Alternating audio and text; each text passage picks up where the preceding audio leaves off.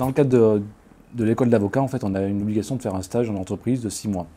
Et étant donné que je m'intéressais fortement au droit des étrangers, le meilleur moyen pour moi de savoir de ce qu'était le droit des étrangers, c'était de voir exactement quel était de l'autre côté de la barrière. Donc c'est pour ça que du coup j'ai candidaté à la préfecture.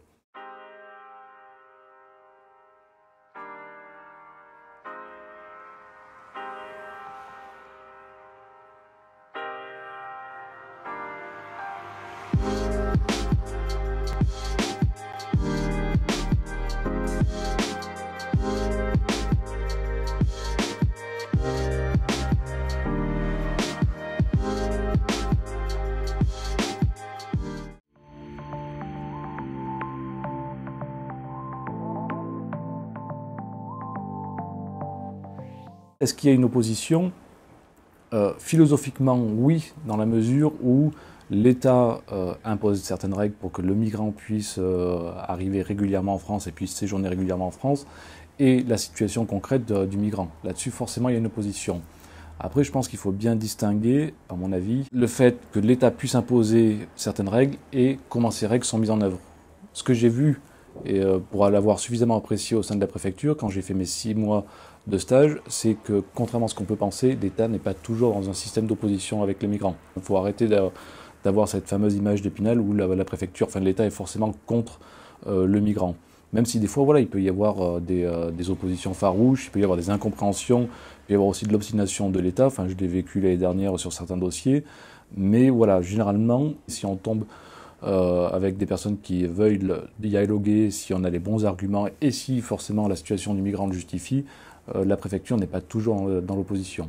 Donc il n'y a pas nécessairement, à mon avis, d'opposition entre les deux. Chacun défend la position dans laquelle il est. Moi, je suis là pour défendre les migrants, défendre leurs droits, essayer, enfin, à tout le moins, de faire respecter leurs droits dans les meilleures conditions possibles. La préfecture, elle est là pour faire respecter le sens du droit qu'on lui donne. Après, voilà, c'est au cas où, c'est le tribunal qui décide.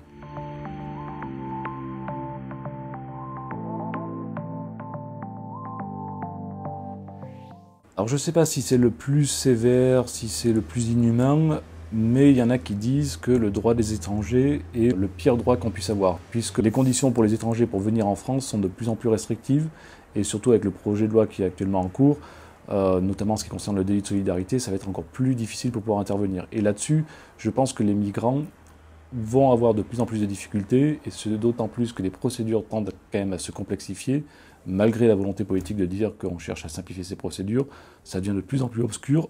Mais d'un autre côté, il est quand même normal qu'il y ait des règles pour pouvoir intégrer légalement le territoire français et pour pouvoir, entre guillemets, y résider et du coup avoir des droits, ce genre de choses. La difficulté, c'est de savoir où est-ce qu'on trouve le juste milieu. Pour moi, le droit des étrangers, c'est un peu un droit schizophrénique. Il y a la volonté politique d'être une terre d'asile, terre d'accueil. Il y a les règles qui sont de plus en plus difficiles. Il y a une volonté générale de dire qu'il ne faut pas rejeter l'étranger, puisque ça reste une personne, mais concrètement dans les faits, on se rend compte que bon, les étrangers on les veut bien, mais s'ils peuvent être plutôt chez les autres que chez nous, c'est pas plus mal. Donc vous voyez, enfin, on ne sait jamais sur quel pied danser. Et par contre, ce qui est ennuyeux, c'est que c'est l'étranger qui trinque, à chaque fois.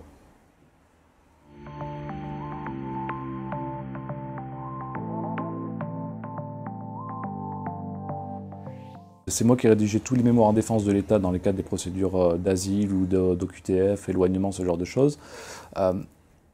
J'étais facilement en contact avec chacun des services parce qu'ils s'étaient répartis en plusieurs pôles, éloignement, titre de séjour classique et asile. Et là où c'était le plus difficile pour les agents, c'était au niveau de l'asile parce qu'on avait toujours à peu près le même type de discours, mais à force d'entendre toujours le même discours des migrants, qui ne se rappellent pas par où ils sont passés alors qu'ils ont fait plus de 5000 km, etc., etc., c'est sûr que certains agents arrivaient à prendre un peu de recul et surtout à ne pas s'investir dans la demande. C'est comme tout, on peut mettre un peu plus d'intensité, ce genre de choses. Et à contrario, il y avait des situations de migrants, c'est là moi ce qui me gênait, c'est il y a des migrants qui avaient vraiment eu des souffrances et qui ne cherchent simplement qu'à avoir un minimum de droits pour pouvoir rester tranquillement sur le territoire français sans embêter personne. Et qu'à côté de ça, vous avez des personnes assez régulières qui viennent vous demander un titre de séjour pour obtenir tel droit à la CAF, tel droit ci, tel droit là, et qui n'ont jamais fait aucune démarche auparavant pour essayer de régulariser leur situation, c'est certain qu'au bout d'un moment, les agents de la préfecture qui sont à chaque fois confrontés à ce genre de difficultés, ça les met dans une situation assez difficile. Et dans le service asile, c'est là où il y avait beaucoup de ce que je constatais moi d'absence, je pense pour des arrêts maladie ou pour ce genre de choses, quoi. Parce que nerveusement, c'est assez difficile.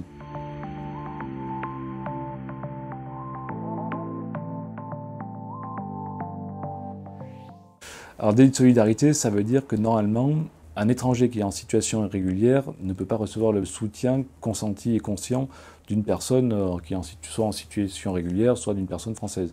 Donc si vous ne pouvez pas normalement héberger de manière consciente un étranger qui sera en situation irrégulière. Si vous faites ça, forcément, vous demeurez complice d'une situation illégale.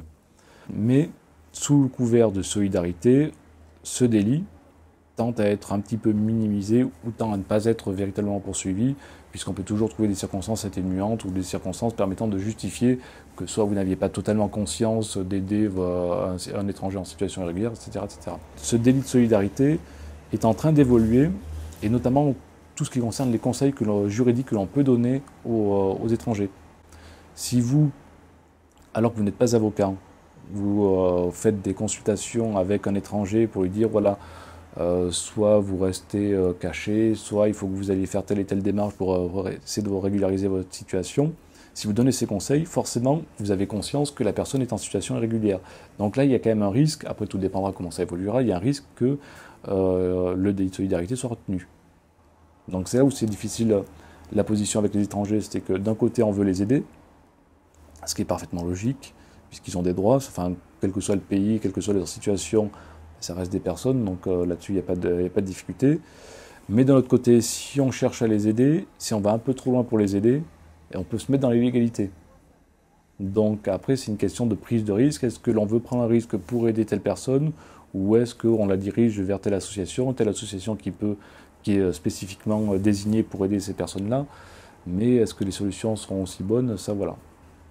C'est pour ça que le délit de solidarité, c'est quelque part une aberration, quoi. Parce que du coup, ça veut dire qu'en tant qu'avocat, si on pousse le vice, on n'a pas à les aider. Mais du coup, ça veut dire qu'on leur retire leurs droits. Et si vous voyez une personne qui est en train d'agoniser dans la rue, quoi que ce soit, vous n'avez rien à faire qu'elle soit en situation régulière ou en situation irrégulière. Vous devez l'aider.